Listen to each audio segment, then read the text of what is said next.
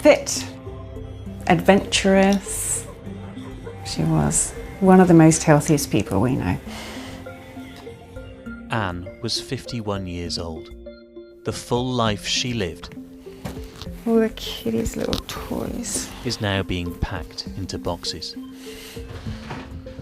These are grandchildren's toys. Yeah. Her brother and sister thought she'd be returning home from a Swiss holiday, until they received a message she might not be coming back alive. I don't know whether to start grieving her or to come looking for her. I had no idea. And then a week later, I finally got a reply saying that she had chosen to die and they had assisted her to do so.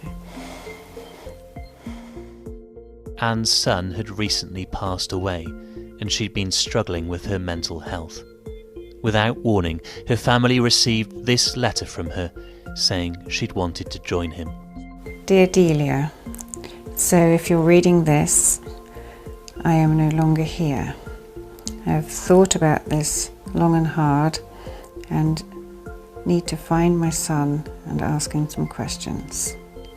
There's nothing you could have done because this was my decision to go to Switzerland and be in peace. See you on the other side. You know, I dismissed it when I first heard it, that it couldn't really be true, that I didn't believe that anyone would be able to do it, given the circumstances. Hoping she'd changed her mind, the family traced the postal mark on Anne's letters and emailed a clinic in the Swiss town she'd sent them from. Thank you for contacting Pegasus, came the auto response. We'll reply to your email as soon as possible, but are experiencing higher than usual demand. Delia pleaded with them. She is my sister. Please tell me if she's there. We just want to know where she is, if she did it, or will come home to us. After no reply, 2 days later she wrote again. We are desperately looking for her. I'm hoping and praying that her letters are not true. The next day, Pegasus said it was deciding what it was allowed to confirm. Delia begged for a yes or no answer. Is my sister deceased or not? Finally, Pegasus replied, Anne has chosen to die. She died gently and not alone. Her urn will be sent to her brother John. Horrified, Delia replied this was not the right decision for her.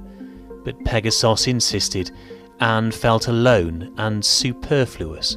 This is a free decision of a free person.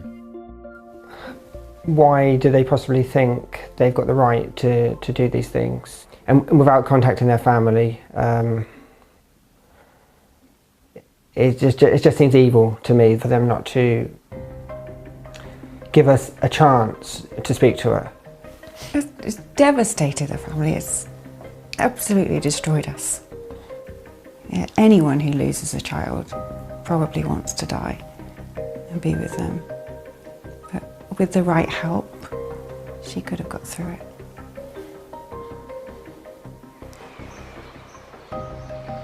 Instead, Anne decided to take a journey we've traced once before.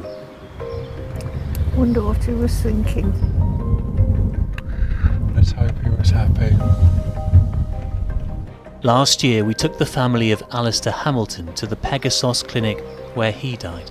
I mean, it's not exactly what I envisaged. Like Anne, there was no terminal illness and he hadn't told anyone. The best place to be for your last view of Earth, isn't it? Bless him. At the time, we secured the family a meeting with Pegasus, who promised to change their policies. Now, when someone comes to them on their own, they will make sure that the family has been informed. In situations like Alistair's, Pegasus promised they'd always phone family members in future. But Anne's relatives say they never received a call, and the Hamiltons feel betrayed. I am extremely angry. I cannot believe that despite what we were told, that Pegasus have acted in the same heartless, cruel manner as they did when Alistair died. I think they are despicable and should no longer be allowed to operate. But they are, if quietly. We tried repeatedly to phone the founder of Pegasus, who made that promise to the Hamiltons. He has never accepted our call. And yet, when it comes to fatal phone calls like Anne's, Pegasus seem willing to answer almost anyone. All they wanted to do was grant her wish and let her die. Oh, Paul, very brave of Anne's family to talk to us about this, but what has Pegasus had to say about this tonight? Well, they wouldn't do an interview with us. They've never agreed to do an interview with us. But they did send us a statement tonight insisting that they always make sure a patient has informed their family before they go ahead with an assisted death. And if they haven't, then Pegasus say they won't proceed with it. They say they actually tried to call one relative of Anne's and also to text them.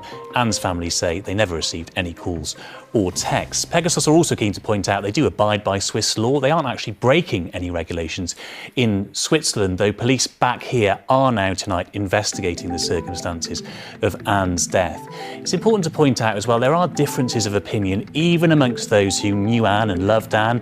Two of her friends, for example, have contacted ITV News to say this was her private wish and they believe that should be respected. But it does raise interesting questions for the bill that's proceeding through Parliament in England and Wales, attempting to legalise assisted dying here. That bill wouldn't apply to Anne. In England and Wales, you'd have to be terminally ill in order to have an assisted death. But what kind of information should people share with their families if they are seeking an assisted death? The bill as it stands suggests that doctors should advise patients to raise it with their loved ones, but they don't have